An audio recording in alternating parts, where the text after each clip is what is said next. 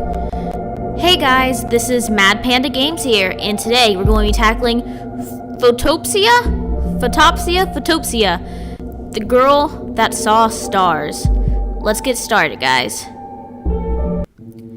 Had the girl known what the events that would follow her suspension would lead to, she might have tried never to let things get this far, but deep down she should have known that they would be nothing short of a blessing. Perhaps morality was just not something a 14-year-old teenager would much care for. Or maybe it was just the fact that she had been met with various misfortunes along these years. For her, daily life was miserable and mundane. It was a disgusting cocktail of a dull routine and coarseness from her human peers. It had only been a matter of time before the girl's mind became clouded by a thick, dense fog, an apathetic kind of nihilism that made everything feel pointless. It was something that had always been a part of her, but had significantly thickened during the past 2 years. Today, however, she had reason to be proud of herself. The monotonous routine had been broken, and she wouldn't have to return to her peers anytime soon. Though she couldn't express it properly, and there wasn't anyone to convey it to anyone that really knew her, it'd be apparent that she was giddy as could be. Okay? As the girl turned the key to her house and opened the front door, the familiar dim and cramped hallway greeted her. No one was home. It's not as if she had expected anyone to be, but it still was a slight blow to the girl's mood. It was quite typical for no one to be home. As usual, the girl's father would be absent, his trips being a week at a time. He was a truck driver transporting goods through various European nations. It wasn't something to brag about, but it was enough to support both of them. In the current situation, his absence could be considered a blessing. There would be no angry yelling, or at least not face to face. The girl hated it, as the aftermath was never anything pleasant. She would always end up crying in her room, while her father would be drinking, watching TV with a glazed look in his eyes. So it looks like okay. That's what we look like. I was gonna say it looks like we have an abusive parent. But dang, what the heck happened to our face? The girl stepped inside, pressing the door behind her shut. As she flipped the light switch to her right and wiped her shoes on the doormat, she murmured, "I'm home." She crouched to slip off her shoes, pulled open the worn-out, askew shoe rack, and exchanged them for a pair of simple home slippers. Still bending over, her eyes lingered on her lower legs, investigating the shallow cuts that dotted them. Most already had proper scabs. Streaks of blood had flown down and stained her socks. Did she get into an accident? Someone beat her up? It wasn't a lot of blood, but the wounds had still bled more than expected. As she stared, she started biting her lip in discomfort. The usual stars had begun to dance in front of her eyes. Man, this game is beautiful so far. The girl wasn't used to getting injuries that made her bleed. So she's been hurt a lot, just hasn't been ones that made her bleed. Hours earlier, the girl had gotten into a physical fight at school. The brawl had, unsurprisingly, concluded with her getting knocked out into the bushes growing in the school's courtyard, which ended up having surprisingly sharp thorns. Maybe it had been a mistake to attack the classmate that had a beefcake of a boyfriend, but on an emotional level, it seemed to have been satisfying at least. Of course, the chihuahua-like girl had acted like she was a pure, innocent victim, and thus she and her older, serial repeater bodyguard had gotten off scot-free. Of course they did. The girl lightly touched her bruised eye. Now and again it would visibly throb, gradually worsening the swelling. Dang, we got beat the heck up. She sighed and carefully placed her backpack on the floor. Its material was firm despite being secondhand, so it luckily hadn't really gotten scratched up during her tumble into the bushes. With a dismayed look, she blinked a few times, trying to get the stars to leave her vision. The stars danced endlessly, almost in a taunting manner. She shut her eyes and took a few deep breaths. Doing so for about a minute usually helped her with getting them out of her sight. Okay? So what do we do now? Naturally, it worked this time as well. As the girl got up, slipping her feet into the slippers, she took a keyring from her coat pocket and locked the front door with the thickest of the keys, along with the other keys a small metallic 4-leaf clover from the ring. Okay. The middle of it was engraved with the girl's name. Okay, looks like it says Iris. Returning the keyring to its usual pocket, yep, there it is. Iris tiredly let her coat slip from her shoulders, hanging it on one of the 4 lonely hooks to her left at the right side of the door. Picking her bag up again, Iris switched off the entry hall's light and advanced into the living room. Man, everything looks so nice. The living room had 3 functions. It was a kitchen, a dining room, and as the name implies, a living room. Though now that her father was gone, she wouldn't be using the dining table. The dining table was more of a formality. Iris herself preferred to eat on the couch while watching television. Same. There were 4 other rooms in the house, 2 small bedrooms, a bathroom, and a small utility closet with a washing machine, a dryer, and other cleaning tools. Overall, the room was a little cramped, but the girl was at ease with that. It's kind of homey looking. She was used to small spaces. It was big, open spaces that instilled discomfort in her. The furniture was overall pretty dull. The house had come with it, as had all the homes which the girl and her father had resided in throughout Iris's life. The only piece of furniture that hadn't come with the house was a small freezer, for her father always seemed worried about running out of food. It was stocked up with cheap frozen pizzas, cheap ice cream, and meat. Meat. They never took any other furniture then. Everything always was of mediocre quality and did its job as adequately as it possibly could. Years ago, in another town, the girl had noticed how much more comfortable her friend's house was. It had been quite a shock, especially when the friend had insisted that it wasn't that great. Sometimes the girl pondered whether she and her father would have nice furniture if her mom had been alive. Typically, the 2 of them would have left this place a year ago, but yet they remained. The 2 had rarely ever stayed somewhere for longer than a year. And unfortunately for Iris, the place they stayed at longer just had to be this one. I wonder if he's running from something. Lost in thoughts, Iris absentmindedly entered her own bedroom and dropped her backpack next to her dresser. The room was impersonal, save for the things on top of her dresser and the star-themed bedsheets which she had gotten for her birthday a few years ago. There were books, small gemstones, and a glass of water on top of the dresser. The books are mainly ones that Iris needed for school. However, there was a scrapbook and a library book about ghost sightings among them as well. Ooh, I hope this house is not haunted. No, not a scary story. Nothing intrigued the girl like a good, scary story.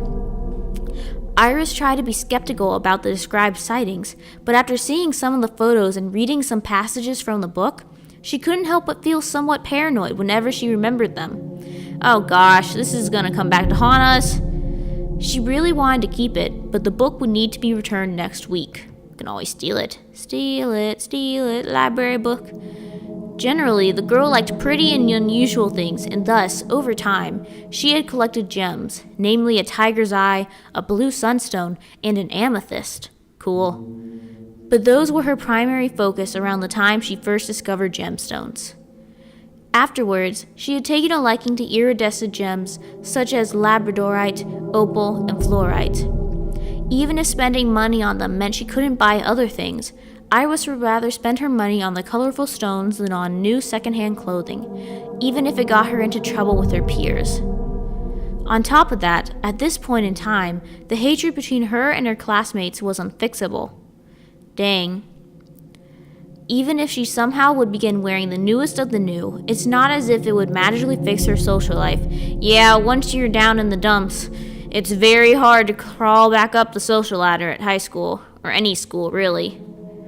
Before she had started collecting gemstones, Iris had also been collecting pretty-looking pebbles. Whenever she saw one in someone's garden, she would take it. No one would miss them, and she found it a waste to have such a pretty stone be left unacknowledged. To this very day, Iris still carried the prettiest of pebbles in her backpack at all times, to look at them more closely during school breaks whenever she felt down. Man, to resort to looking at rocks to pass your time, she must have been really lonely, really sad. Taking pebbles to school was a lot less risky than taking any of her gemstones with her. After all, no one would go out of their way to steal a pebble, she hoped. No, someone would, just to spite you, and to make you feel worse about yourself. Someone would. The girl crouched down next to her bag, took out her phone and her charger, and plugged the charger into the socket next to her bed when she had connected the phone. It wasn't very low on batteries, but she preferred to keep it fully charged as it was less likely to unexpectedly shut down that way, as even with the new battery, it was a bit unstable. The phone's design was a rip-off of one of the more popular brands. It was 4 generations old, and it was a second-hand one as well. To her father's anger, it had come with a crack in the screen that hadn't been in the image of the seller. This phone had been the girl's birthday present this year, and even though the quality wasn't as high as that of her classmates, and it wasn't good enough to play games bigger than 2 megabytes on, it had overjoyed her to finally get a phone that she could use to surf the net and watch online videos with, even though the screen is cracked. It was only natural for her to have a phone on her. With her father being out so much, her previous one had been a very old Nokia model? I'm gonna go with Nokia. She had it since she was about 6 years old, so it was quite the upgrade. Quite the upgrade indeed. Oh, the stars are back! Iris plopped down onto her bed of stars, and as she did, she saw the dancing lights again. She sighed, but stared at them for a while. Should I be concerned? Should I be concerned with all the flying lights? The fight had tired her. Even though it hadn't lasted longer than a few minutes, it was more than she could handle. Due to the stars that would pop up whenever she exercised or got dizzy, her father had told her that she wasn't allowed to do sports. So this is a medical condition. At school, she was only allowed to participate with the warm-ups during PE class. Though he had arranged it to protect her, it had backfired and was just another excuse for her classmates to single her out and bully her. Iris frowned and swatted at one of the stars before closing her eyes again. It was almost as if she had felt something when hitting it, but her father had told her not to focus on them too much as it could permanently damage her eyes. I smell a lie here. I smell a lie. The girl was skeptical to believe that actually was how it worked, but did as she was told anyway, just in case. Okay, we're closing our eyes again. Iris sat up slowly and opened her eyes again while simultaneously taking out her nightgown from under her pillow. The lights had once again disappeared. As Iris took out a pair of clean undergarments, she headed towards the bathroom. Even though the routine had been drastically disrupted, it seemed that it didn't change the girl's daily course of action all that much. Okay, we're in the bathroom. Is something gonna pop up? After having showered, Iris bandaged up the cuts on her legs, put on her nightgown, and threw the clothes she had worn into the washing machine. Usually, she would shower right before going to bed and wash her clothes on the weekend, but she had bled a bit onto them and disliked feeling filthy. Hey, I can get that. I can get behind that. The girl's sweater was her only worn piece of clothing, and her skirt was the only one that still fit her. Her father did not have the money nor the time to go get more clothing. Dang, this is sad. He always insisted on joining her to select clothing that didn't stand out too much. But his taste was so old-fashioned that Iris, despite his efforts, ended up sticking out like a sore thumb. Okay, they're definitely running from something. They wouldn't be wearing clothes so they don't stick out. They wouldn't be trying to get rid of the lights that flash before our eyes. And they move every year. They are running from something. Whenever she would confront him with it, he would get angry and start yelling at her, and thus the girl never brought it up again. Clothes shopping was always something that was procrastinated. It was not as if her father had promised her to do it, so she had no reason to expect him to ever come along. Dang, this sucks.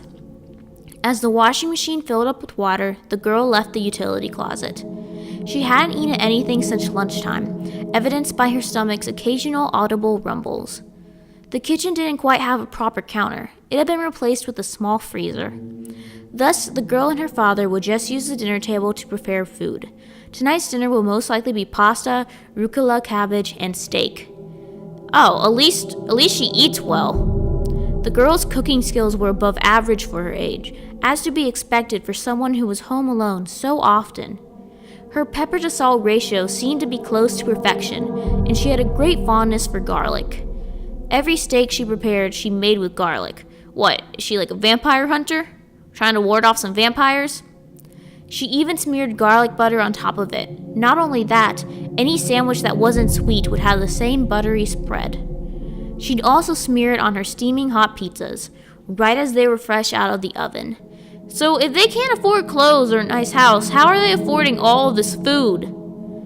Her cooking was limited by what her father could afford, but once in a while he would buy some spices for Iris to experiment with. This time it was rosemary, the dew of the sea. As the girl cut up a clove of garlic into pieces, she wore a satisfied smile. The soft sound of the knife tapping against the cutting board was mild and pleasant. Even once the clove was divided into dozens of smaller pieces, Iris kept cutting it up into smaller pieces. Cutting up things was Iris's favorite part of cooking, that and creating sauces as, to her, it was like making a magic potion. After a while, the pasta was boiling, and the juicy steak was sizzling in garlic-filled olive oil. And eventually, the meal was on her plate with the predictable addition of rucola as the girl sat on the couch, watching the news, watching the usual reporter. When their father was home, they usually joke about the awfully coordinated and expensive clothing everyone was wearing. A food scandal! Recent reports from the health inspection state that significant quantities of horse meat have been found in several meat products sold at fast food chains and supermarkets. This meat originates from a foreign company. When reaching out to the supplier of the meat about the matter, they had no comment. Iris rolled her eyes. Figures. Why are they even expecting them to respond? Of course they wouldn't. The girl stared at her own steak, squinting a bit. Was it horse meat? She examined it for a bit longer before sticking a piece into her mouth. Is it? When reaching out to supermarkets and fast food chains that did business with a horse meat supplier, all of them stated that they would cut ties with the company. In other news, missing persons are on the rise. In the majority of the reported cases, people are last seen traveling by train. Rumors of a train serial killer are on the rise. Okay, now that's foreshadowing. I don't know what else is foreshadowing except for that. However, the police were quick to dismiss the rumors. The female reporter on the screen was briefly replaced by a detective.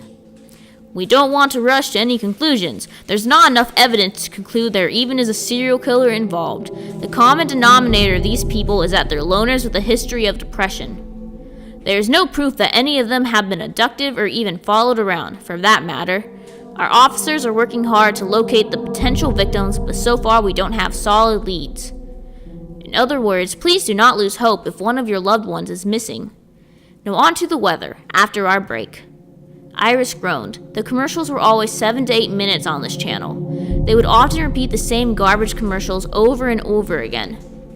This program was brought to you by Minty Fresh Toothpaste. 2 treatments with Minties a day will keep the cavities away.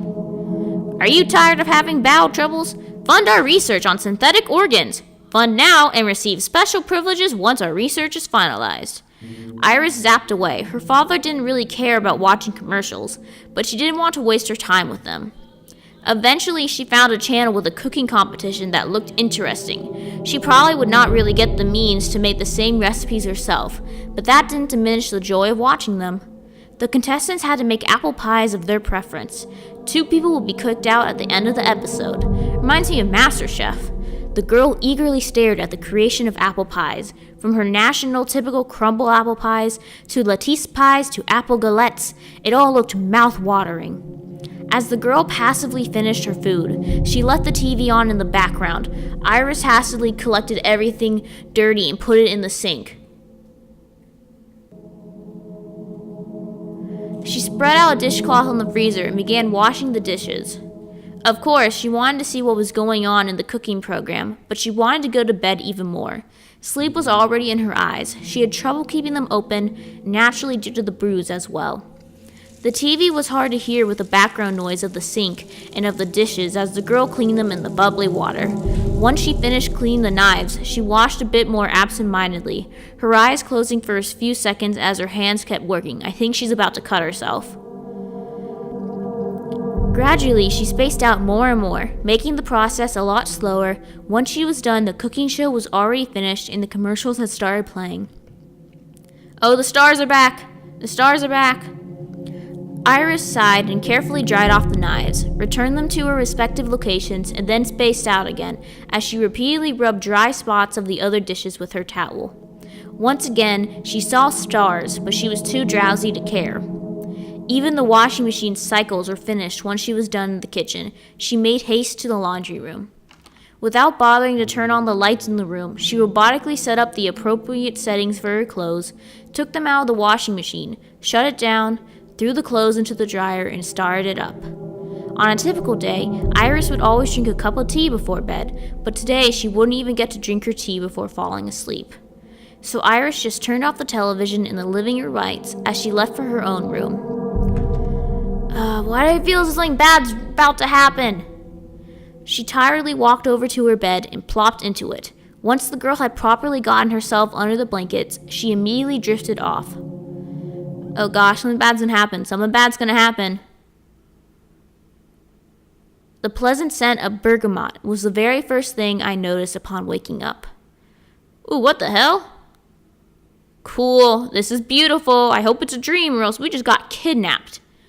I was sat at a small yet elegant table, a teapot, 2 teacups, and a refined cake stand. Without really thinking about it, I took the cup of tea into my hand. No, don't drink weird tea that has stars coming out of it. Without really thinking about it, I took the cup of tea into my hand. It felt light and was unfilled. Frowning, I looked down at it, and as I did, the cup gained weight and filled up with hot tea. Okay, this has got to be a dream. It was a bit surprising, but luckily I didn't drop it. My eyes fell on the chair across from mine. It was empty, yet the teacup on the other side contained steaming hot tea. Was I waiting for someone? Was this some kind of meeting? Oh, okay. I have to save now. Okay, I saved. Okay, it had to be. I fixed my posture, straightening my back. Gosh, she is just so beautiful. This entire art style is beautiful. Who was I meeting? I couldn't remember, but for some reason, I was sure someone would come around and tell me something important. But I knew that there was no way that would happen now, for this was only... Oh, gosh, the first version of the demo! That's BS. If you're still reading this, thank you very much for sticking around. Such a cliffhanger! Such a cliffhanger! A lot of things still have to be added to the parts you've just read, from extra cut-ins to music for this part, some sound effects and a better looking UI, which I couldn't properly adjust with my lack of RenP knowledge. Despite this fact, I sincerely hope you've enjoyed it. Okay, let's save that, I guess, and then return. If you have time and interest, a survey, my survey. Thanks once again for playing. Okay? Well then, I guess that was the demo for Photopsia. Photopsia, the girl that saw stars. I'm pretty sure that's a medical condition, but they've changed it into a horror game.